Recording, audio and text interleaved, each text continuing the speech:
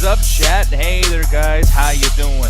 I'm by myself yet again. I will be joined later on by Jed and I believe Alan and maybe Ganja, maybe Roxy. I don't know. I mean, everyone has a crazy schedule nowadays, so I don't know who's actually available at certain times. That's just because I don't pay enough attention. Here's the thing, though, guys. Got many topics for you. Got many topics. We're talking about Battlefield 6 rumors. Talking about what you call Ratchet and Clank having new trailers, the Rift Apart trailer. I didn't even know that they're going to be still, pulling that together. It's kind of strange that they're even able to do that. People are still excited about it. I don't know. We'll get into all that good stuff in a little bit. The thing is, though, guys, I want to bring up something to you. So I know that lots of people like to watch Chris Herman do his video game streams, and I love them myself. I think Chris is a very, very, very good streamer when as far as when it comes to even doing anything, but mostly the video game stuff. I love video game stuff, but I don't ever ask you guys what kind of games you guys want me to play. I mean, I would like to go and play like some PS1 stuff or whatever, but the thing is, though, is as I wait for Alan, I think he's going to be here soon. But as I wait, I do want to kind of like showcase some of the games that I might have available. You know what I mean? So, but someone actually is joining the call. I believe that is our boy. Let me go ahead and say view all and then admit all. Let's see how this works. Hello there. By the way, have you guys been waiting a long time or no? No, I just clicked it now. You know, it's so weird. No, I actually missed the message. By the way, you both clicked it at the exact same time. I've never seen it happen that way ever. Like, that was weird. It was only like one fucking doorbell. I don't know. Yeah, it's weird because I missed the message. I was like, oh, 8 minutes ago. Shit, I missed the message. Fuck, he's gonna be mad at me.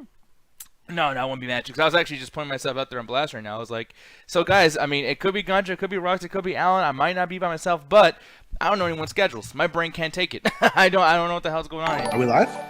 Yeah, we are. Oh damn, shit! This is the most awkward live we ever gone. But I like. Oh, fuck no.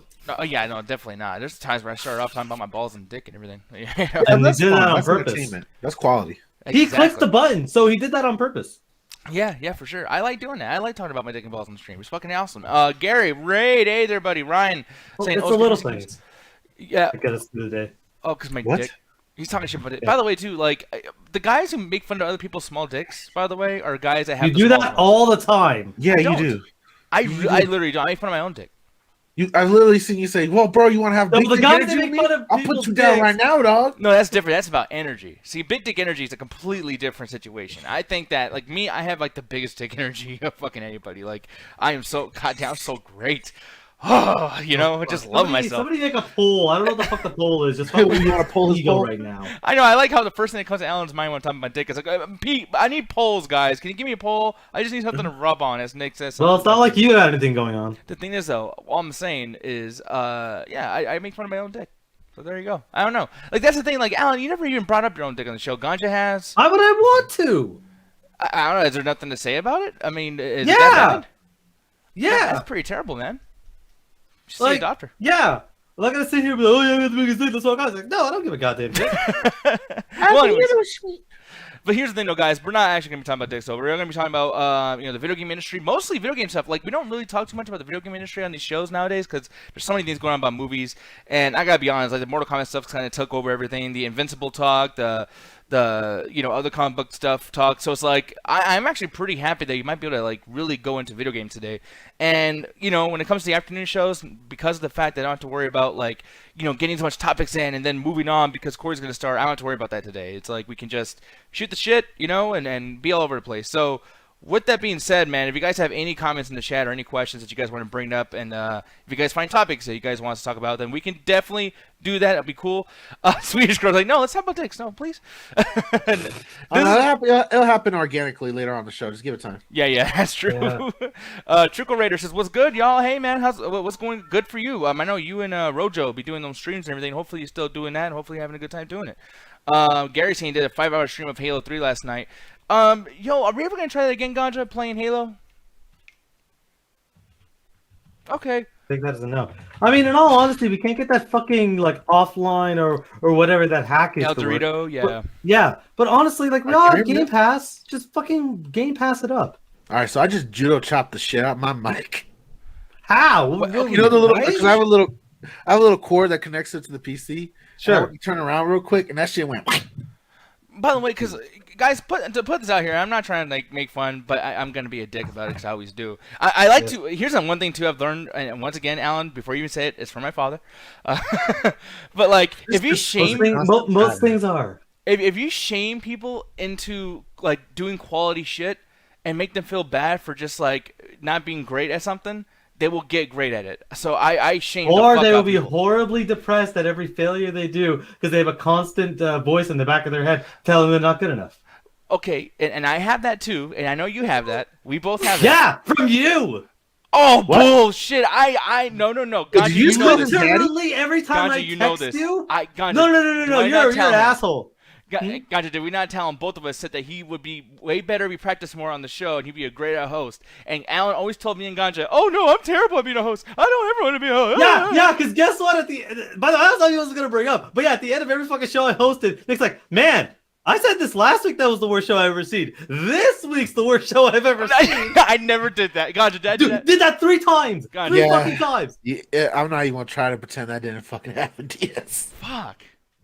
Like 3 fucking times. I only hosted the Outside Gaming Show 3 fucking times, and every time it was worse than the last. It was legit like a movie, like when the kids miss. All right, y'all ever seen the Boondocks episode where like Riley keeps saying "ho" and Granddaddy starts beating his ass, I'm so sorry. and Huey has to grab the steering wheel like 5 or 6 times? That's what that episode was for me. I wasn't even gonna bring that up. I have other examples. Going, but I had to stir it the rest of the way because you kept trying to bring it back to me and Al's ass. I also want to point out that I wasn't even going to bring up that example. I have other examples of him doing that. If you want someone to be better at something, negative reinforcement doesn't really help as consistently as positive. I'm not saying, "Oh, you did a great job." It's like, no, it's like, "Hey, it didn't work out so well, but you know what? You can do it next time. Keep practicing." Like, encourage them to keep trying. Don't just sit there and be like, "Man, that fucking sucked. You should do it again." It's like, no. I think it depends on the person, though, because some people might have egos. So if you say like, "No, you did good. Just keep practicing," and it'll be like, No. "Well, I never said that. Be like, "Hey, it didn't work out." That's what you're being honest, but not being an asshole. It's like, "Hey, it didn't work out. There's a few mistakes, but keep trying. Fix this stuff." Don't be super negative, but then also give them positive reinforcement. Like, "Yeah, you can do this. Just keep going." Your asshole thing is like, if I just make this guy upset enough, he'll be mad at me and want to just be better out of spite. Mauricio, by the way, it was actually entertaining. Yeah, Alan's show was actually entertaining. Yeah, it's Will's show was I wasn't a physically racist. painful. Yeah. I wasn't a racist. Will didn't say nothing racist on that show. Okay, no, but that motherfucker, man. No, But but what's he gonna do? Get mad at me and go as Ben Shapiro going, "Look at that guy in his green shirt, fuck him." That's my impersonation of Will. that's honestly. You can send that to him, to his whatever the fuck his show is now. Does he Yeah. still have a show? Well, no, he actually does a show now on YouTube. Yeah, I actually talked to Will recently, so Will, I'm not talking shit about you. I'm not. I am. But I will say, Will, there's some questionable things about you, brother. Hey, how do you feel about the Black Panther movie? Oh no, no! Yeah, like I forgot that. I didn't forget. I just pretend like I don't know. No, fuck you. I'm not forgetting that shit. I still remember when Will went on his Facebook about, "I'm deleting anyone that's like SJW, Crazy Ultras, all that shit. Y'all, I'm getting rid of all y'all." I was like, "Oh, I guess I'm gonna get kicked off his Facebook page." I'm still his Facebook friend. Well, maybe he was just don't getting rid of get like it. annoying people or something, and he just didn't know how to say it. I don't know. Because here's the thing: like I've had moments where like Will's the only motherfucker that agrees with me on shit. I'm like, "Oh my god, like this is really special. Like there's somebody else that thinks like me." And he's like, "Yeah." And then Yeah. the Mexicans. And I'm like, "Oh wait, hold on." No, it's fine. Will never did Yeah, that. by like the way. there's someone that thinks like you, and then you did a show with them. And how did that go? Well, yeah. Will, why'd you make me a fucking rock? God damn it. And then the bottle thing. And then you... Okay, that's another thing. Will, I never told a story on a public platform before, but I have to say this. Guys, when he killed me, when I was at bottle, he wanted to make it sound like he was jerking off the bottle. So somewhere on his hard drive, there's a video of me pretending to have orgasms as a bottle of whiskey. And it's just somewhere floating in his hard drive. Why did you make me take so many takes of that, Will? That's fucking strange. I'm just saying. And by the way, why was a bottle too? That's a weird thing too. Like, there's a lot of shit. And by the way, that was an episode that was on there with Ruthless. I didn't even, me and Ruthless didn't even know. I was like, "Hey, dude, you're on an episode I'm in." Oh. But anyways, moving on though, guys. That was a fucking tangent. But the thing is, though, I am sorry to you, Alan, and to you, Ganja, for being mean. I did not mean that. And I will apologize again when I say that next week. I was gonna say, I but will like, be there, ready to accept that apology. it's not saying I'm never ever gonna host another show again, but fuck, man, that was some of the worst. I can't host, like, legitimately. Well, you're like, bad I in the tried. beginning. That's all it is. Honestly, it's I'm literally still just bad.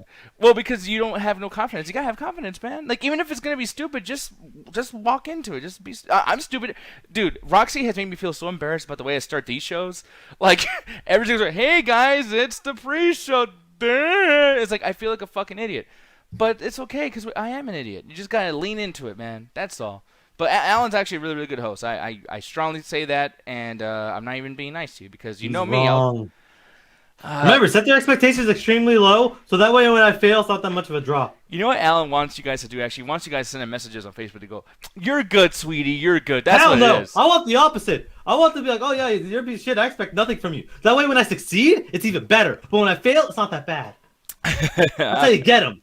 JP, I did notice when you left, by the way, too, because JP's like, "Oh, I went to Julian's stream and didn't even notice." For one, like, you're not fucking Julian or me, by the way. What? You didn't even notice? How do we know? Unless you. That would require us Well, no, to watch Julian's show, and we don't. Well, And also- I watched Julian's show, so it is weird. I didn't notice, but it's like at the same time, it's like, you know, you can watch other people's shows. Like I don't want you. Like by the way, guys, I don't want to watch right now, and hopefully I don't see the number fucking dip right now, right when I say this. But if you guys are watching just because you're our friends, then don't watch because. If we're your friends, we don't want you to waste your time watching something you don't like. We only want you to be here if you actually enjoy this. If it's like some shit like, oh, well, they're friends with Double Toasted, so let's just watch whatever because it's Double Toasted. It's like, we are not Double Toasted, bro. You know, get the fuck out of here now. You know, like, I want you guys to get to know us and hang out with us, and I want you guys to respect the fact that we interact with all of you, and every single one of these screen names on screen right now actually means something to us. So if it's going to be a thing where it's like, oh, like, I'm doing this because Alan sent me a message yesterday, and he was really nice. It's like, well, you know, if that's your reason, cool, but, like, we're not trying to, like, fucking ruin your day. So We're not parasitic people. We're not trying to replace real life encounters, yo. yeah, we can be friends without you guys watching. So I just want to put that out there, too. Yeah. You know, If there's you other pay people. me enough, I'll be whatever you want. Yeah. I mean, honestly, he twerked on stream for money, guys. I'm just saying. I didn't even get it, by the way. Hey, And one you day, will never see it. one day, it'll come out. We're gonna share some ice I cream. can With sue you for that. I know. Long life I story. technically I was on stream saying, please don't shake your ass, because for one, I had to see it. How do you do that? I just jumped in place for a bit. Okay, so you know you weren't twerking then. Well, yeah, I don't know how to fucking twerk. I said that prior to twerking. What, so how do you not know how to twerk? It's easy as fuck. Do you know how? Oh, fuck. Yeah, I fucking yep. Prove it, motherfucker. I'll be right back, motherfucker. I'm just playing. You I'm just just, sent a fucking I was twerk like, video where's to he chat. going? yeah, I don't know. I was gonna go to his house and then twerk on his camera. JP, if it's a steady paycheck, I'll believe whatever you say. No, that's You can't. By the way, no. I want to point out, no, nobody can pay me for my opinion. No matter how Bullshit. No yeah. matter how I call stupid- bullshit too, God.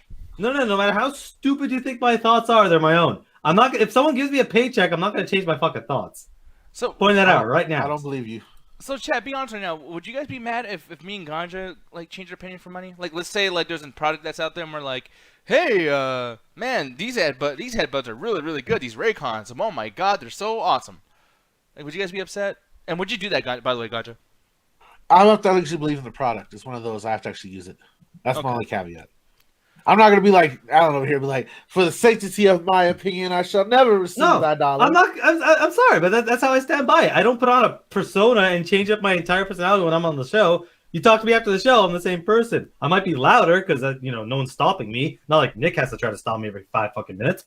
But if Nick calls up, it's like, hey, Ali, you have to do a Gearbox fucking promo. I'll be like, go fuck yourself. I hate them. There's a way I you hate can every single sell it, thing though. about them. There's a way you can sell No, it. Okay. it's not. Oh, I'm start off like Gearbox paid me to say this. Fuck you, Gearbox. Fire Randy Pitchford. And that's Actually, done. Chat, please give me something to have Alan sell. Not Gearbox sell, because he legitimately already put out there that he doesn't like it. But I really, really want to discuss. Like, this would be a fun game for Hello the show. Fresh. Yeah, Hello Fresh would be good. But Ganja, what's something that you really hate? Because I'm gonna have you try to sell it right now. So name All right, so something if you you hate. wanted me to sell something that I really fucking hate, all right, the only thing I could really think of right now currently is, hey, you always trying to get on work on time? Are you tired of the hustle bustle of trying to get around the town? Make sure to check out Lyft services, especially Lyft Save and Wait. Give yourself 15 minutes to get ready for work, and you're guaranteed a ride. Perfect. That's perfect the way he did that. And I lied. I lied my ass off. Please don't do that. You'll be late to work. What's up? No, because like he doesn't like Lyft, but like it's like, hey, like you can focus on. That's like, the audience different might- though. Like Lyft isn't something like I'm vehemently against. If someone pays me, by the way, I use Lyft all the time. If somebody wanted to sit there and be like, hey, we're going to give you some money to talk about Lyft, yeah, okay, cool. Something that I use, like Dollar Shave Club or whatever, it's like, yeah. But if it's something I've never used, like I'll look into it and I'll try to form an opinion and be as honest as I can. But I don't want someone to be like, after the show, man, do you really like Squarespace? Oh, fuck no. It's like, no. Be like, yeah, it's okay. I'm never going to fucking use it. But it looks like it's cool and people can fucking get use out of it. Like, there's a way to sell it even if I'm never going to use it. But if I vehemently hate something, I'm not going to lie about it. Again, I'm never going to support Gearbox. I'm never going to buy a Gearbox game. I'm never going to pirate a Gearbox game. I'm not even going to play that shit. But, you know, I do want to try that. Like, it's an exercise, by the way. So I want to throw something at you. I'm going to have you sell it really quick, okay? Sure, go ahead. All right. So I'm just thinking of random things that we talked about before. I've never done an ad promo in my life, so I'm just gonna. But it's not even, not even an ad promo. Like, pretend like we are hanging around with some cool friends. And it's like, hey, Alan, like these people have money and they're gonna let us in like this club and like we're gonna get lots of money. So just pretend like you like what they like. So it's not even an ad. Just pretend like you love this thing, okay? I'll try my best. So, you know, I'm a hot girl who has a bunch of money about to pay you for you liking something I like. So I'm just sitting there. Oh, I really like season 5 of The Walking Dead. What do you think, Alan? Well, they had a really difficult time getting past season 4 because season 4 was this big setup. So what they did is they split it up into individual character stories, and you got to explore way more of the world than you ever did prior. So there's a lot more of the more personal stories and a lot of what was going on in just different aspects because we're so focused on the main characters in season 4 that we don't know that there are other groups around the world. Season 5 does that with when you're following Beth throughout that hospital. You need to kind of see what happens when you have a lot of resources in one place and what kind of society that ends up going. And it cuts back to all these other characters as the world just expands more than we ever saw it prior. Oh my God, guys! I think we should have Alan hang out with us more. That was really cool. Actually, another thing I want to bring up really quick, Alan. What'd you think of Game of Thrones season 8? That was so fun. I love Game of Thrones. I had a feeling that was gonna be the next one. I had a fucking feeling. Well, again, they had an incredibly difficult task where they wanted to end the entire franchise. And basically, what they wanted to do is they wanted to solidify all the character lines. So they sped up a lot of what was going on because one of the criticisms was, fast travel and all that stuff. But once you get past a lot of the movie magic, it ends up being this study of like, hey, look at all these characters that have no idea what their fate's going to be. And there's 2 battles that they know is going to happen. The Night King battle isn't the only battle. There's other stuff that has to happen afterwards. So this Game of Thrones is all about politics. So they're trying to politically maneuver around the fact that they have to defeat an overt evil and then another evil where they don't know whose side is going to be on who.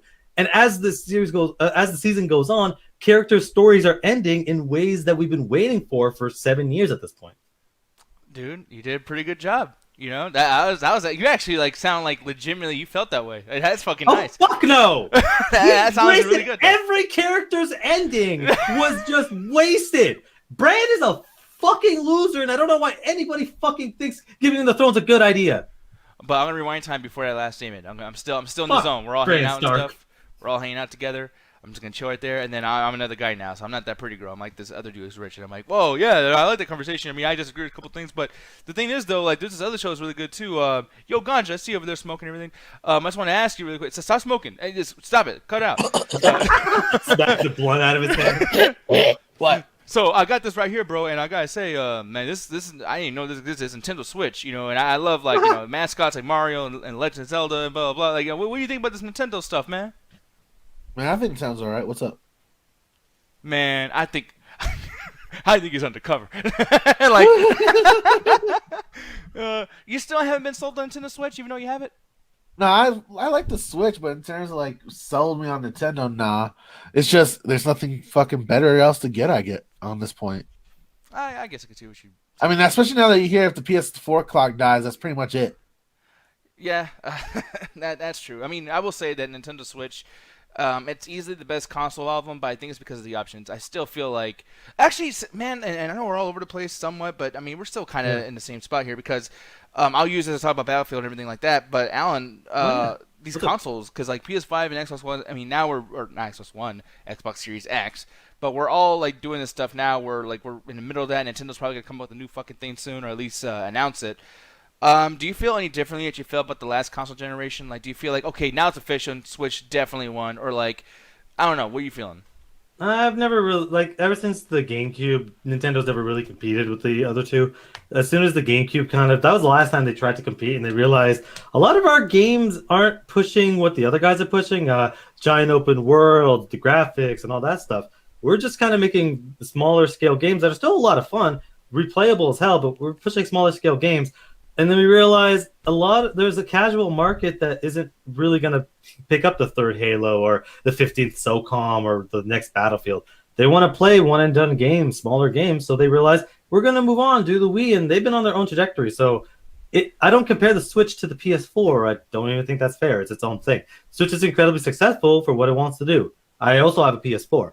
But the internal clock dying, that's kind of been that's actually, people are calling out the PS4 for that. That's actually a problem in general for every basically piece of electronics. Yeah. The difference is we never even thought about it. Like SNESs die. Like they died the same way. It's just nobody realized it because nobody really cared about the guts in the interior of a console prior to that. But now because people are building PCs and there's so much access to the internet, everyone wants to know every microchip in there. People are discovering, and by the way, the PS4's life cycle is over before people realize that was a thing. Like that, you look up the 360, also the 360 does all the goddamn time. So to me, it's not really, like, to me personally, it's not an issue. Like I get it, eventually consoles die, eventually systems die, and as much as it kind of sucks, it's like, yeah, that happens. Like vinyls died.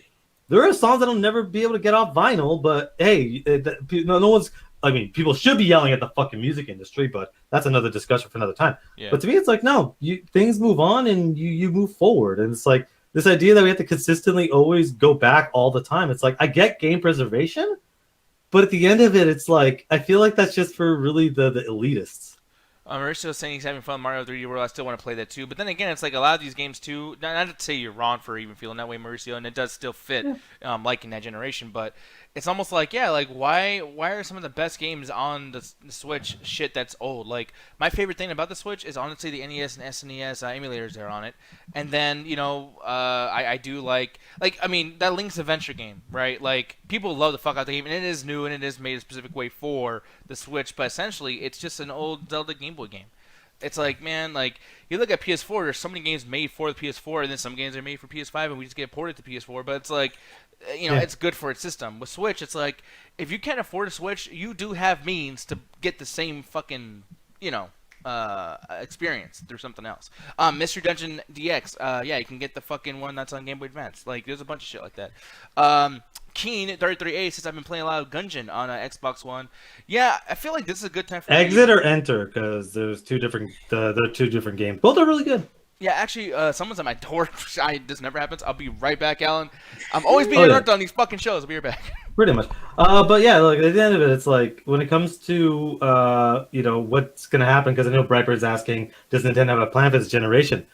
Nintendo's been on its own. Again, when they released the Wii U was such a failure that they were immediately working on the next console because they basically they sent it out to die. So the Switch comes out, and the Switch was basically mid-console life cycle. So they're, again, the big three doesn't happen anymore. It's just Xbox versus Sony. That's what the fight is. Switch is doing its own thing. It's just getting the random ports, the indie games, and occasionally first-party stuff that's going to keep it alive forever. Like, that's the problem with the Wii U, is there wasn't enough third-party support, and there wasn't enough first-party support, so the console was set to die. They immediately fixed that problem with the Switch, where they had a bunch of first-party from a mix of ports and new games. They had a lot of third-party support, and they had a lot of indie support, so there was something for everybody to play, and the mobility allowed it to be more successful than the other guys, because especially in China, people like to game on their phones and game on the go, so it became the perfect hybrid console.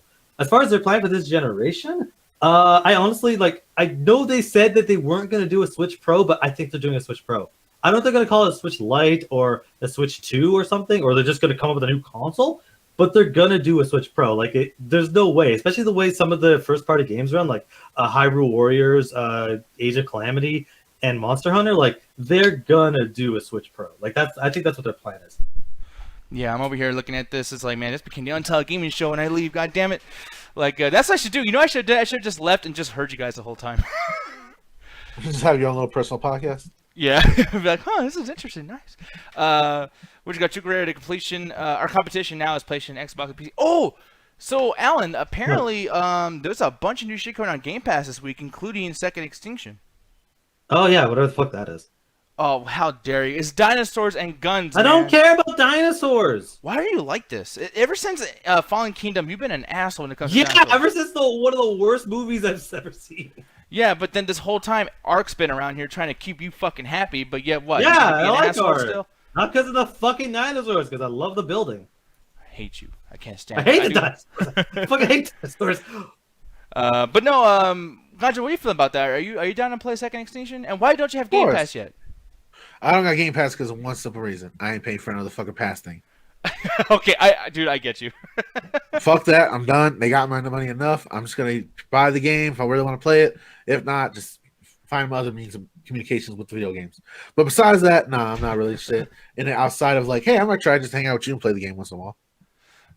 Yeah, no, I mean, like, I will say maybe this is a game you might want to buy at a certain point, like, if it becomes like that, because I'm pretty sure it's not going to work right and blah, blah, blah. I mean, once again, gaming industry 2020, or 2021, so, yeah, I'm sure it's not going to work right, but at the same time, it's like, man, the idea of these dinosaurs, and then, like, there's different ones that shoot things at you, like grenade-ish fucking projectiles. It's a pretty I'll cool look concept. into it. I'll look into the gameplay, but at the end of the day, it's like dinosaurs that never really impressed me. But like I said, like people were asking about, Xbox and competition with PC. It's like I'm gonna say this straight up, and as somebody that grew up with a PC, but also grew up side by side with consoles, it's not a competition.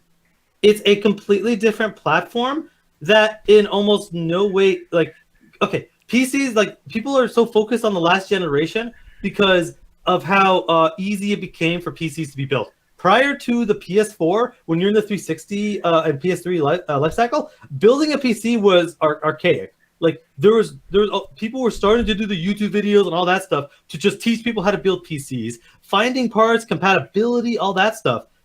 Trying to get the parts, to work properly and understanding how the games worked was a huge problem. Ports were notoriously terrible. You wanted to play a fucking game. Far Cry has like 18 different fucking ports. All of them are fucking terrible. But it was a PC game first. All the other ports were terrible because people didn't really care about ports because the PC wasn't a viable marketplace. PS4 comes along, and basically the PC industry was like, hey, let's make it easier for people to get parts. Stores gave you options like a Geek Squad, like allows you to build PCs. Like, it made it easier for the average person. Everyone was making it easier for PC. So PC became a viable place to play games. I play a lot of my games on PC. It became way better. But at the end of the day, people aren't gonna. I know people that buy PS5s. I'm like, oh, buy a PC. It's like, no, they spent $600 to buy a system that can go native 4K depending on the game, or at least 1080 60 for $600. I'm like, you know what? If you went and tried to buy a PC, you might be able to bargain in your way up to there and get a decent thing for about that price. But there's also all the other maintenance that me and Nick have to deal with when it comes to a PC. You don't really have to deal with a console. Consoles have their own problems. I'm not saying they're perfect. But it's like this idea that PC is competing with them. It's like telling me, oh man, the car industry really sucks because Lamborghinis are killing the market. It's like, no, rich motherfuckers buy that shit. But like, motherfuckers just want to buy a basic fucking van, aren't dealing with that shit. And on the reverse of that, I'm not arguing for the sake of arguing, by the way, because I really do feel this way, because I talked about this with 90s a whole lot, which is one of our old co-hosts, and blah, blah, blah. You guys have probably heard us reiterate this shit for like the 1000th time. So if you don't know what it is, maybe I'll explain it like in another month or something. But when I talk to him about these kind of things, he feels relatively the same way you do. But for me, I think that these consoles, and that's something that me, Ganja, Roxy, and Jet talked about, where we feel like we're being priced out. I mean, Ganja right now just told you that he doesn't want to do Game Pass because he's sick of having to be a slave to these fucking memberships. It is starting to accumulate quite a bit. But the thing is, though, is that when you have like an Xbox Series X that essentially is just a fucking cheap computer, but yet doesn't have anything that the computer lets you do, it's just, oh, imagine we had a computer that everything was blocked off, but you can only play games on it. That'd be a terrible computer. So an Apple computer. Oh, yes, yes. Don't get me started on Macs. Yes. Look, like at the end of the day, like I always understand that mentality when it comes to like, hey, it's hard to afford this particular hobby. It's going to be difficult to afford like hobbies. That's one of the worst parts about having a hobby is like, which hobby do you want to pick? It's going to be hard to afford no matter what you're going to do. But at the end of it, it's like this is where I plant my flag in there. So when I see a lot of people that are arguing these things, I'm like, there's so much room in this industry to do whatever the fuck you want that there's no like I don't think there's as much competition as people think there is. I think people are used to competition what is one of those terms that it's not really a thing. Like there's no tangibility with competition except for when it was Sega versus Nintendo. But like that's what I mean. Yeah, there wasn't competition in the gaming industry until there was literal attack ads. Like people don't remember this. Sony and Nintendo had attack ads against each other because they wanted you to buy that. That was real competition. So they kept doing whatever stuff they did. Now, literally, they're on Twitter, like Sony and Microsoft and Nintendo are like, "Hey, you want to play games? Hi, you're my best friend." Like that doesn't really happen anymore. So people that have PCs that can run stuff, they're not going to buy a console. But if you look at the actual the sales and look at Call of Duty is always my litmus test. Call of Duty sells way more on consoles, basically on the PS4 SKU alone, sells more on than the PC SKU does. And it's like, because again, most buying a PlayStation, walk to the store, buy the PlayStation, cool. You got it, you download the 14 terabyte updates, and you're good to go. When it comes to PC, there's a lot more steps, including the same steps the console has. So all the problems on console exist on PC, but then you have the added issue. Again, owning a car, taking the bus. That's how I always compare it. When you buy a car, it's convenient. You go wherever you want, but what do you got to do? Insurance, gas. You got to make sure no one fucks with it. You got to maintain it. With a console, you go on the bus, you pay your fee, you're on the bus. Maybe the bus breaks down. Maybe the bus takes a fucking hour and a half. But you don't have to deal with... You're not sitting there having to repair a fucking bus halfway through it. Ruthless says, if Steam or even Epic gets PlayStation Game Access and vice versa, Microsoft is going to be in the arms race on both fronts. I can see that being the case too, Ganja. Do you agree with Ruthless at all in that sense? Yeah, to a certain extent. Saul Mighty says, I'm still good with the PS4. I used to get my PC, but there's that maintenance factor. Yeah, for sure. Yeah. But no, like, one thing, too, just to kind of go back, because I just wanted to read a couple things from the chat, because I want you guys to know that we're reading it the entire time. That's why it's on screen. But, like, another big thing for me, too, to, once again, argue another point of view. I'm not saying you're wrong, by the way, because I totally see both arguments being very, very valid. But for me, competition, when I say that's not tangible, but yeah, it's always there, is essentially, like, and this is going to sound kind of crazy, but I'm going to compare it to, like, when bands and comedians play at arenas. There's a place I have near me that's called the Dodge Theater, or it used to be called something else, whatever. But when Korn plays there, it's just metal. It's just music. But then the next week, Bill Burr plays there. They're at competition. They don't even know it. Because those ticket sales, that's the shit that you're going to be using to finance your next fucking, like, tour. And it's going to be like, whoa, so, Korn, you guys fucking lost to some bald-headed, redhead fucking comedian. This 55-year-old what do you mean by that? Because, like, yeah, Korn plays one week, then Bill Burr plays another week. How does that, because like those places need to decide, okay, so we're going to get a hold of this agent or whatever that either agents the band or their client is Bill Burr, and we got to make sure, like, okay, are you going to play at our place again, or did your sales get really, really bad, or not get really bad, but like they weren't as impressive as this other thing, so you can go play at, the Celebrity Theater instead, which is like this place that has a much smaller audience, but you can sell out, we can up the fucking ticket pricing, and since it's all standing room only, boom, like you'll do great, while Bill Burr can stay here because he made more money than the entire band, so he doesn't have to share it with so many people, and it's seating rooms, so you can stack the fuck out of this place. Okay. You know what I mean? I think I understand what you're saying, and I completely agree with everything you're saying. The PC is okay because people think right now the PC is negatively affecting consoles. It's actually not. It's the literal opposite. The consoles are making the PC better because there's so many games that are coming out that basically people are like on PC going, we want that, but they're like, well, fuck you. You guys sell 2% of our sales, and making a game on PC is really, like, with all the extra features and stuff like that have to go exist, like the graphics slide and all that shit. You have to extra development, you're not worth it. Companies come out and said, hey, with it is not worth to make PC ports. That's why a lot of exclusives existed. But now because the PC is becoming, sales are becoming better, they're making it easier in development. Like, hey, we also want a PC SKU. So PC is becoming better because consoles are also selling, but they want a little bit extra of that pie. So they're making it easier for PC gaming. But it's not taking into it because I know people that own consoles that will never ever fucking get a PC. I also, vice versa, know people that have a PC that will never ever buy a fucking console. It's this idea that's like they're not in direct competition, but to go back to Dick's point, Bill Burr and Korn, this isn't like PC and the consoles. What it is that venue is winning. Yes. PC is the venue. Yes. That venue is now getting people in there because they're like, wait, you sold that many tickets? Hey, why don't you take this band here because you'll make us a lot of money. It was Monster Hunter World. PS5, I believe it was it PS4. a console? Was it only PS4? Yeah, it was only PS4. Just for a little But bit, then it then went on to yeah. Go ahead. I'm sorry. Yeah, went on to PC. But they're like, hey, you know what? Why don't we put it on PC? And they did it a couple months later, and it sold well as well. Because they're like, oh, PC is now viable, so we're going to make it easy to go on there. NVIDIA, AMD, Intel, all the PC guys are like to make it easier to build easier to build PCs. And now PC are a viable place now. For this generation is going to be the first time where PC is a name now. Beforehand, it was like, hey, just shut it out on PC. Who cares? But that's why, like Chuko Raider, because what he's saying is almost like a joke because we went a second go around to like, okay, no, they aren't really. mean. But well, here's the thing though, it's like I don't think that the word competition is the word to use. I don't know what the word is. I don't know the right terminology.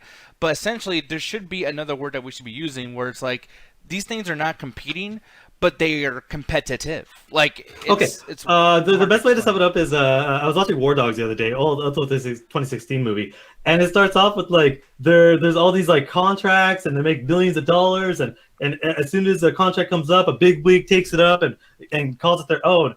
And the guy goes, I don't give a shit about the big pieces, but the crumbs, the little things people don't give a shit about, I want the crumbs. PC is basically taking the crumbs where it's like these games like are coming to PC. And they're like, holy shit, like nobody's really talking about this platform. So we put it on there and people that only play PC can get that. That's why the idea of that's why people say, oh, there's no such thing as Xbox exclusive because it goes on PC. It's because the Venn diagram doesn't cut in. It doesn't. Like in PlayStation, like people that what's up? Well, see, and I disagree, and I'm gonna because I think that I don't want to go too much over like the same topic because everything you're about to say, I think you can say it with this next thing too, because I do think that it does get into the Venn diagram so much, in fact, that there's a big argument happening right now in the movie world about a Demon Slayer, Mugen Train, and Mortal Kombat, and how these one thing sales didn't affect the other, and you and me had that discussion on the show. But God damn it, dude, I'm telling you, it definitely has to the point now where this has one of the biggest foreign language box office debut ever. And I gotta tell you, like it beat Mortal Kombat, and at any other point, Mortal Kombat would have been easily number one. Okay. So you don't think that Mugen Train didn't affect this movie, especially at this point? No, you know why? Because we talked about. Did we talk? No, it was off the air.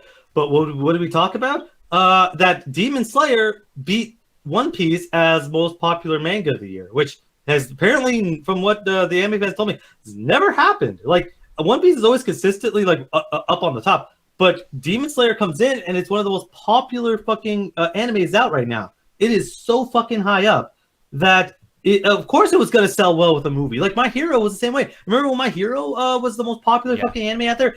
We got into it. Literally all of us at the same fucking time. Yeah. And then the movie comes out, and it's the biggest fucking deal because guess what? It's an extremely popular anime. Its fan base is going to clamor to fucking go watch it.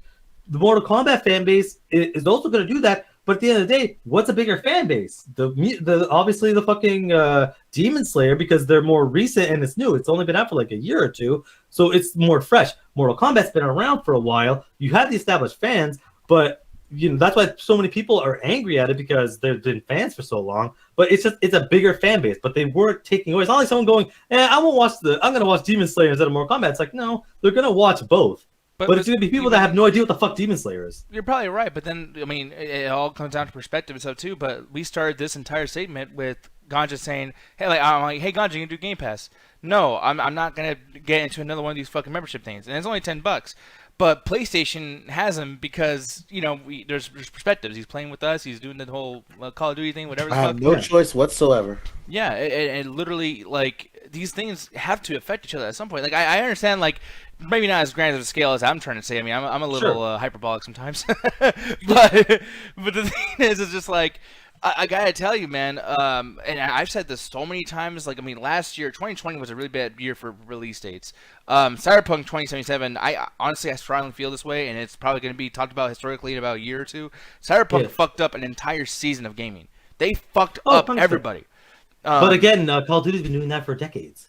No, see, they help people. That's the thing. Like, Call of Duty has it set. There was a time where Halo and Call of Duty and Assassin's Creed don't release the game in November. Don't. Because those three games would siphon up the competition that you're a crazy person if you release things. The only time that anyone ever did that was Fallout. Because they're like, we're fucking Fallout. But like there was a long time where Call of Duty was that November was their fucking month, and you are the dumbest person in the world if you released a game in that fucking time frame. I mean, okay. I'll say maybe that's the case because you're right. I know that was a big thing. Like you would get Call of Duty, and then like the week later you'll get like 3 really small games that did great, but they had very very small budgets. So it's like, oh, it's easy to do great because just on the aspect of people being sick of hearing about fucking Call of Duty this week, they're just gonna buy our shit just to have something different. So I totally get what you're saying there. But I will say that like. Like 2020, another big thing that was fucking weird for me is Doom Eternal and Animal Crossing on the same day. I can't get over that. I can't get over the fact that a week before that was Ori and the Will of the Wisp, a huge game that we all wanted to fucking play. Like, people were really, really excited about what is that face, Alan? Ori. What is that face? Okay, so one of those. Okay, my first like weird face was Doom Eternal being released on the same day Animal Crossing. It's like Animal Crossing is a family-friendly game that's exclusive to one console, where Doom is quite literally the opposite, and it became counterculture, where it's like, do you want the overtly violent demonic game, or do you want the happy-go-lucky like sim game? It's like it ended up being what I'm always saying. It's like people that love Animal Crossing are playing Doom, and people that love Doom are playing Animal Crossing. But there's that Venn diagram of people that there is a crossover. It didn't affect each other's sales. In fact, the advertising, they work together. It actually helped both of them because people found it so fucking funny that they just liked that this wholesome game was next to the little opposite in every way, shape, or form. But I think so it ended up helping that situation out. Well, I knew it did good, but here's the thing, though, is that genres from both games, like Nintendo Switch games that came around at that time, it just fucking a minefield. Even Pokemon Mystery Dungeon didn't do good. And then you look at Doom Eternal, and like, I don't know a lot of games that came around the time that were like Doom Eternal because it is its own identity, but that was like a minefield, too. It was like, and by the way, a big part of this, too, keep in mind, was the coronavirus. Everyone's complaining, I don't got enough money for food, I need unemployment, I need this, I need that. Let me make sure to buy these 2 fucking games though on the same fucking day, you fucking morons. Like, what the fuck were y'all thinking? Like, looking at, the world and just like what they prioritized was really fucking silly around that time. Emerald, hey, I missed you too. I've seen you before, but like, I just want to say I miss you because I see that nice little green fucking font you got there for your name. I love it. But no, it's like, you don't see that being the problem though, like when it happens, especially, like a big thing I wanted to bring up, Nier. What was it? It was Neo. It was Neo 2. That came out a week before that. And no one fucking knew. No, okay. Neo is like the Dark Souls, where it's like the people that care buy it. Like it knows its franchise, it knows its fan base. But like the idea of people like making bad purchases, it's like it is a mix of the companies doing it. But at the end of the day, it's like I didn't buy either. I didn't buy either on that fucking release date because I couldn't care less. Even if I was a fan, it's like I probably would have. But like there's times where it's like, oh hey, I'll just buy the game next paycheck. It's like. The game windows aren't like movie releases where it's like, oh, you got to look at the opening weekend and then it goes down from there. Games have about 3 weeks, 4 weeks where they make most of their sales, and then it just trickles on until sales spike, and then trickles on, and eventually you're not really making that much money. By the way, Emerald, I didn't know that was Kimberly. Kimberly, you changed your name so many goddamn times. I always forget what the fuck you are. But I used to remember her as Bourbon Cigars. Like some other names. Yeah, you confused me. But no, we miss you too, though. And hopefully you leave your mic on in Discord after hours. Just do that, goddammit. Always all quiet and shit. But no, I know Ganja's all quiet over there too, watching me and Alan nerd out. But what do you feel, though, dude? Do you feel like some of these release dates kind of destroy like the industry just a little bit at least, or no? Or you think I'm being hyper? I don't think so. I think when you have like a synergy between like Q and like this like really hardcore violent game, I think it's one of those rare occasions where it helps out sales. But when you have like the same genre being released at the same time, I remember like for example, you had Assassin's Creed, that one game Prototype, and I forget what the other Infamous open world. I think so. Yeah, they all came out within the same month. Wait, really? Yeah, they came out either a month or 2 apart, and it did fuck up each other's sales.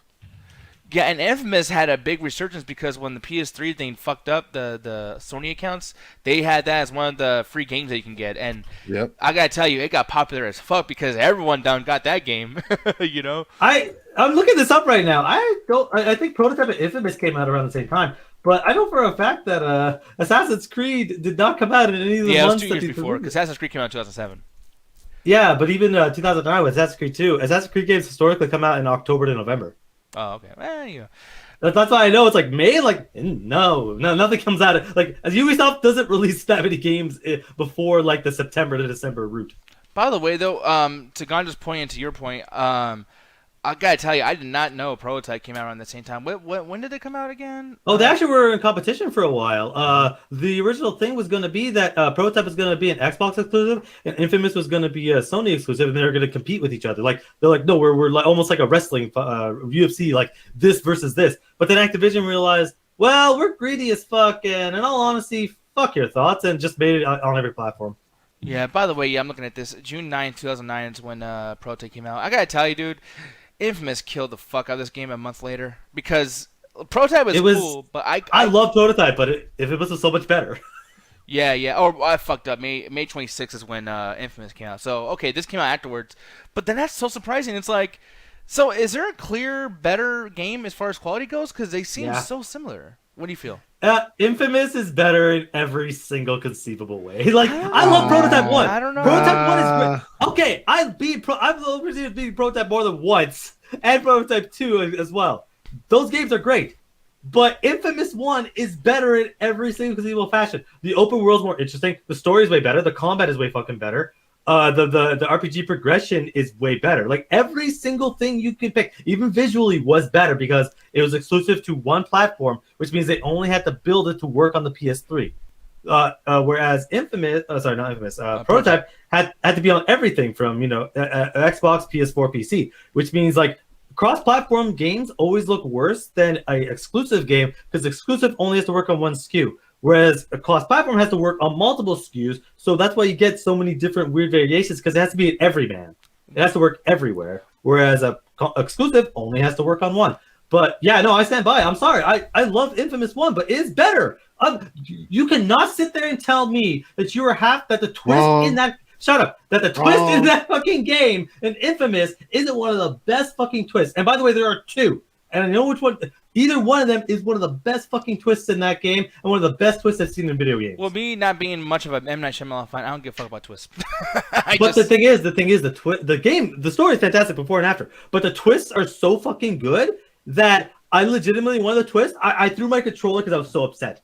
Like, I was emotionally upset at how that twist. That's cool, but like for me, story just doesn't. And people are gonna. Okay, the gameplay is better in every way. I disagree heavily. Because Prototype is a stealth game and it's an action game and it's a zombie game. Technically, it's a mutant game, but it's also like a military game. It's an RPG. Like it's everything. Infamous is a third-person shooter with melee where you're firing electricity and jumping off buildings and shit. I will say though, and I'm not like you're gonna force to talk shit about Infamous, and I don't want to, but I'm just gonna say though, you kind of like games like that. Like this is why I'm so shocked you don't like both. I know, but I'm so shocked you don't like Remember Me because you love Hitting Square. Fucking god! You fucking love Hitting Square, dude. You are the worst person in the fucking world because you bring up that one game, even though there are multiple games that take the exact same combat system, but for some reason you bring out that one game, you didn't even play it, and I know for a fact you didn't I play did because you you're can a bitch. trophy. You can look at trophies on PS3. I played it. You actually played that for a second game? Yes. No, I'm not even gonna acknowledge that because that game is so bad at everything it tries to do that there are other games that take a very similar stuff that it ripped off that do way better. So just insert Batman Arkham games. By the way, it's Infamous is a third-person shooter with a melee combat system, but it's a third-person fucking shooter. I also want to point out that Infamous has that exact same combat system where you're just pressing one or two buttons. It is not any fucking different. You mean Prototype? Yes, even with Prototype, that's what I said earlier. Prototype has that same fucking thing, where it's not like this overly complex Devil May Cry game. It's simple as hell, but both games have their own things going on. Infamous is a third-person shooter, whereas Prototype is more of a melee-based combat system. But the controls are way better, and the maneuverability is way better in combat in Infamous. I will say, Prototype. I mean, well, Ganja, what do you feel? I mean, because you disagree heavily with the whole Infamous versus Prototype thing. Why do you think Prototype? I had way more fun with Prototype, to be honest with you. Yeah, same here. It was more of an arcade game.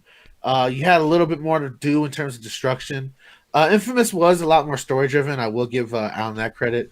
It had better voice acting and all that stuff, but I don't know. I had way more fun just jumping off buildings, fucking up shit, turning to other characters. In terms of like open like world scenario and like enjoying the open world, it was way better. Yeah, and I mean, Infamous is great. Infamous is great. Again, I fundamentally disagree. Like when you finally unlock the Infamous has a better traversal system in every way. Actually, can you explain that? Because I don't know what that word means. Sorry. Better way to get around the city. One of the biggest crux to an open world game is how do you get across the city? GTA solved it with cars. Batman solved it with gliding and freaking using your back grapple. Prototype has it where you essentially Hulk jump, which I say that specifically because those guys made one of my favorite games ever, Hulk Ultimate Destruction. I think it's a sequel in my mind, but whatever. You do the Hulk jump and you do the gliding, which is all right. What is it in Prototype? When you unlock the fucking train system, you just glide along by the way, rails guys, like a he train. fucked up and said Prototype game. He means Infamous. Yes. They came out at like around the same time, but Infamous has it so that because again, electricity based, so you do have the gliding. I don't know how you glide with electricity, but whatever. You have it where you go on the train tracks and you go along the train tracks across the city in this cool fucking almost skateboard grinding way. It's fucking awesome. It's cool and it looks cool, but then it's like you got to consider that the entire fucking map is usually blacked out and full of enemies. So you follow the train system and it's like, oh no, I'm going into the ghetto. I'm fucked. Sure. Oh no, everyone's shooting at me. What do? Shoot back. You do drive-bys. Yeah, but there's no missions in there because everything's blacked out. You can't do anything. Like, it's like, why even go there? No, you go underground and you unlock you start giving the city for power. that mission, but like if you keep going, if you're just doing it to free roam, it's like you're not ready for that storyline mission yet. You gotta go talk to people first. You gotta get like storyline points and anchor points, kind of like moving forward. You gotta like trigger them. Yeah, but not to say trigger them. You do a lot of the areas in the game. You go underground and you're able to actually unlock another chapter there. They're not story missions. They're part of the open world as well, where you unlock different stuff. Prototype's the same way. You have to basically unlock, you have to go around two people to do the same kind of thing. But Prototype is more interesting because you're essentially making the city a better place. It starts off in the shithole ghetto to an actually decent city, depending on, well, obviously depends on which route you have. Which leads to the other thing. You could be the nicest person in the world or the biggest asshole. I love that. I think Infamous did the best job of doing that particular thing. Yeah. Ever, honestly. Except for maybe the Mass Effect series, I can't think of a single game that ever did the whole choice system, the whole good or bad. The first Red Dead did it terribly. I'm sorry. That shit it was fucking awful. Yeah. Oh, it was the worst. But like at the end of it, it's like nobody's ever really done it as good. Even other Infamous games. I'm sorry, Infamous Second Son is terrible. Yeah, but moving on though, all I'll say is like for one, I want to see these franchises come back because Infamous 2, boy oh boy, did y'all fuck that up.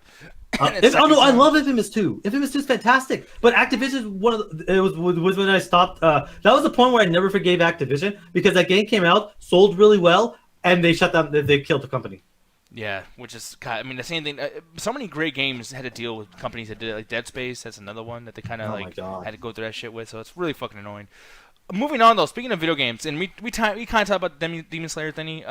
It is what it is. It's not too much to say about it. Just it did fucking amazing. But before we go, I'm gonna make this very very quick, and it's all gonna be Alan. I might have a couple of questions, but we'll see what happens. But there's a rumor going around that Battlefield 6, the reveal date, has been leaked by an insider. It's gonna be apparently being shown next month.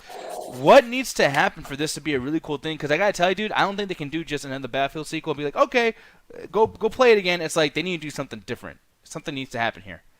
At the end of the day, like, you have no idea how I hated Battlefield 5 so goddamn much that I went and played Call of Duty.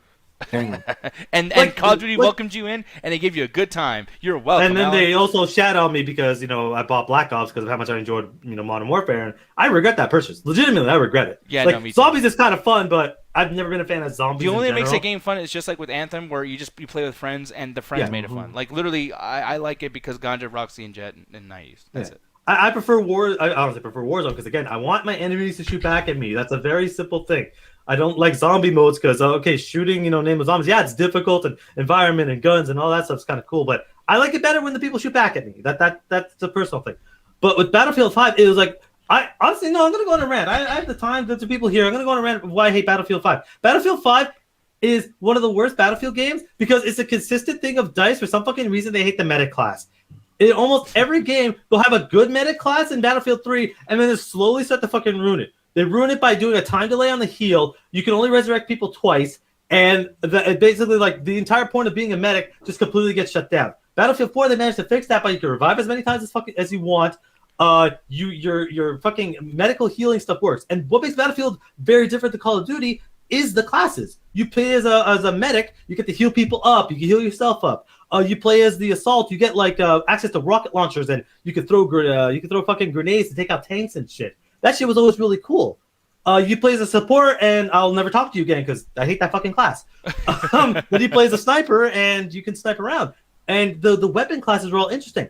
Battlefield 5, the worst weapons in the entire game are all denoted to the fucking medic class. All the worst weapons. I legitimately played this game for 20 hours. and I was just trying to unlock decent guns for the medic. Every gun is fucking terrible, inaccurate, low clip, and it's like, why am I even fucking holding this gun? Hold on, really, not to argue, because I haven't played Battlefield 5. I only played a little tiny bit, but like, I mean, they're trying to balance it out, dude. If a medic had a really good gun, that's too fucking much. No, it's not, because you know what they did in the other Battlefield, the one prior, Battlefield 1, when they only had basically single shot weapons. It balanced everything out because most classes only had single shot weapons. What did the assault have? They had the slow automatics. So you had slow automatics to be able to do that. Whereas and snipers and medics were not necessarily the same, but the difference between a sniper and a medic was how big your fucking telescope was for your scope.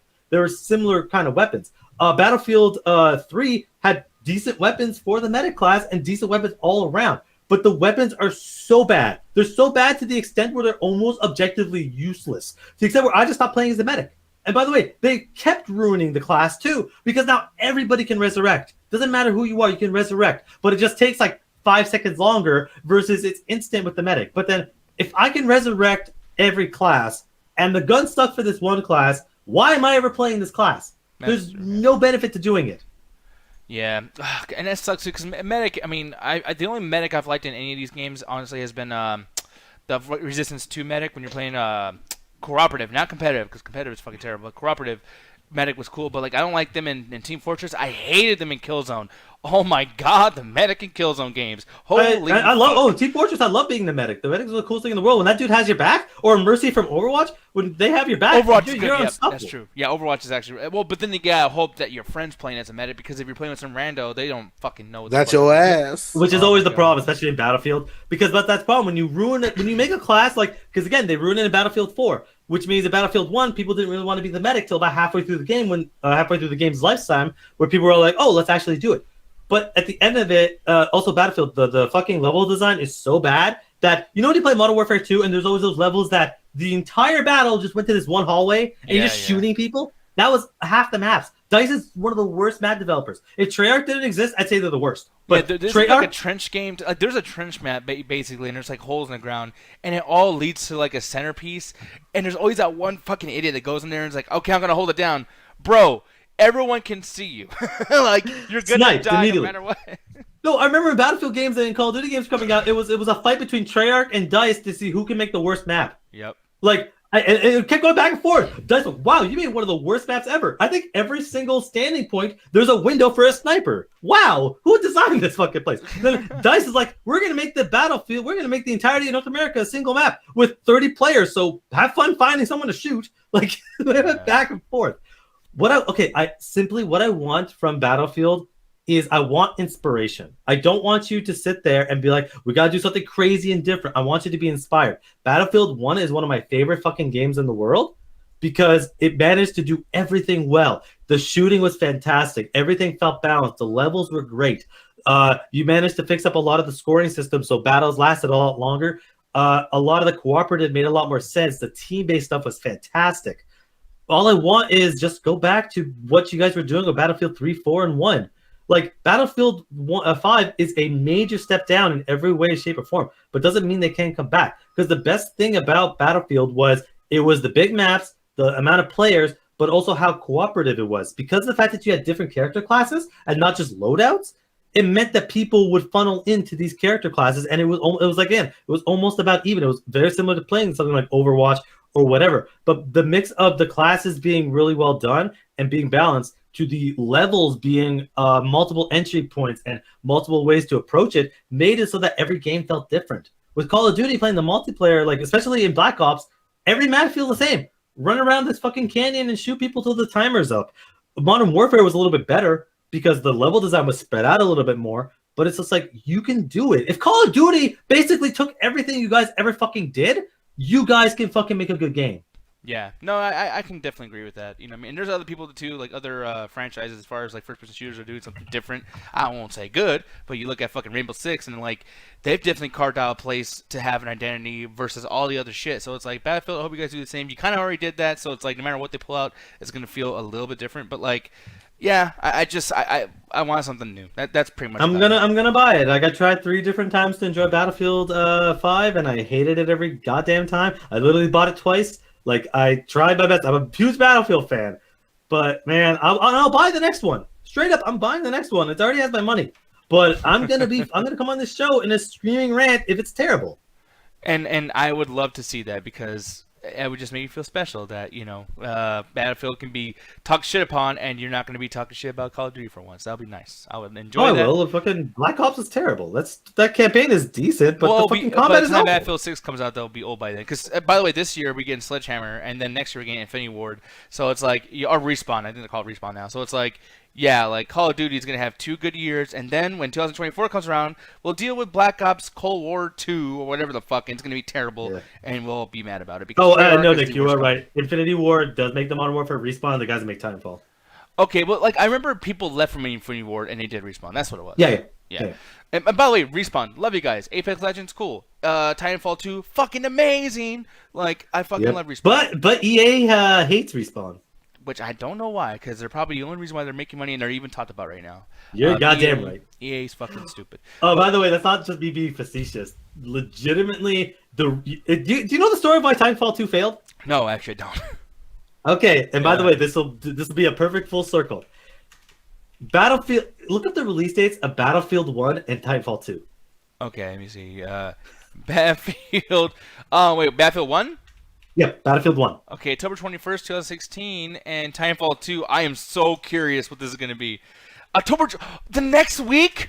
The next week! By the way, this whole thing of competition boils down to it can't happen. So literally, that ended up fucking happening. It's the reason it died. Because Battlefield's a huge franchise, right? By the way, I'm so mad right now that Battlefield 5, but it's a V there. That makes me so fucking mad it's so fucking right stupid, now. yeah. But yeah, it's like they did that just for you, by the way. It's like, hey, Alan, look. Piss me off.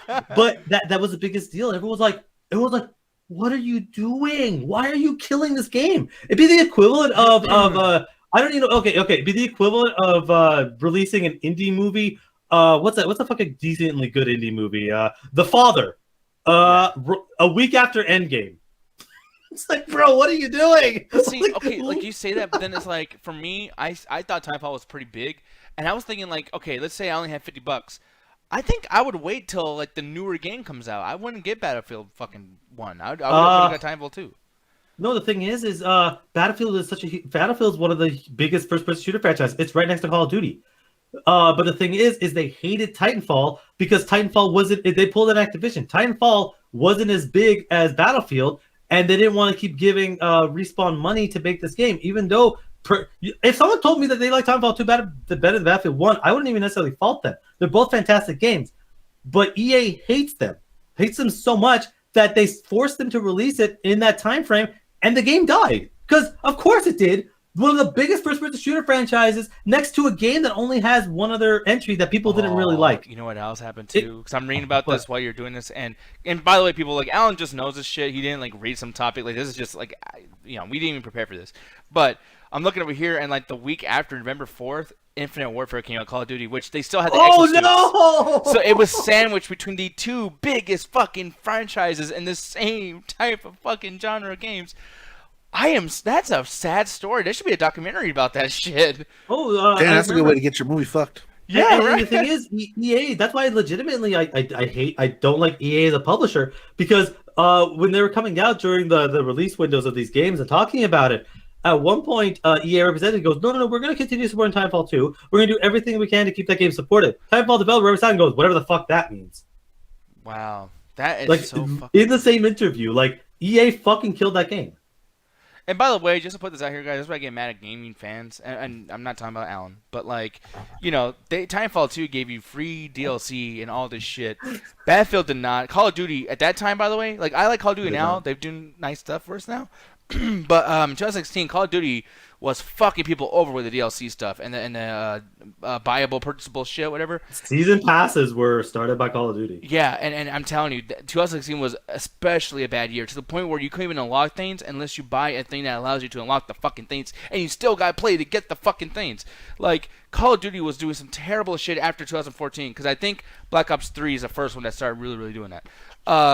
Meanwhile, Titanfall 2 is giving people shit for free, and yet they didn't support this. Fans are just like, I still buy Battlefield, Call of Duty. People didn't know because it got overshadowed. It got said, which is the two biggest first-person first-person shooter franchises of all time.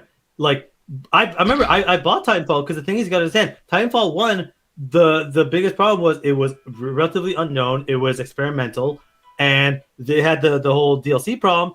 And they specifically said, hey, we're not doing that in Titanfall 2 because when you put DLC, you split your fan base up.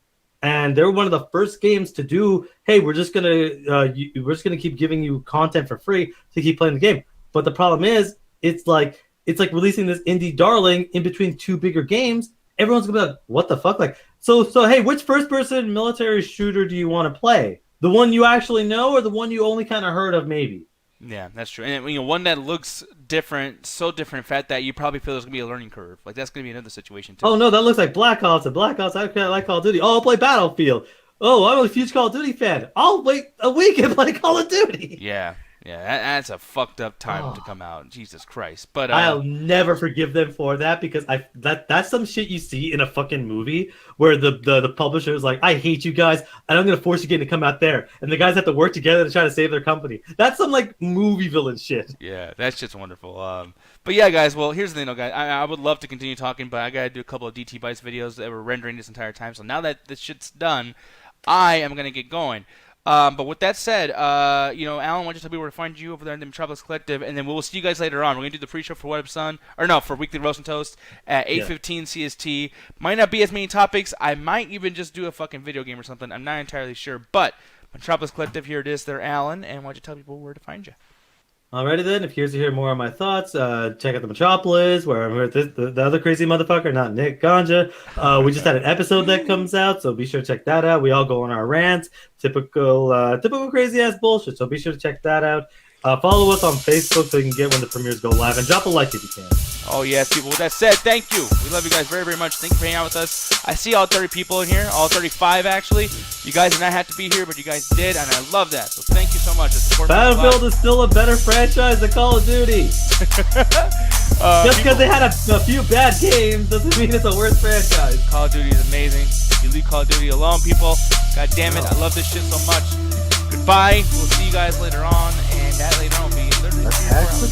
Tell Call of Duty to leave me alone. You know what my favorite games they killed? You love it.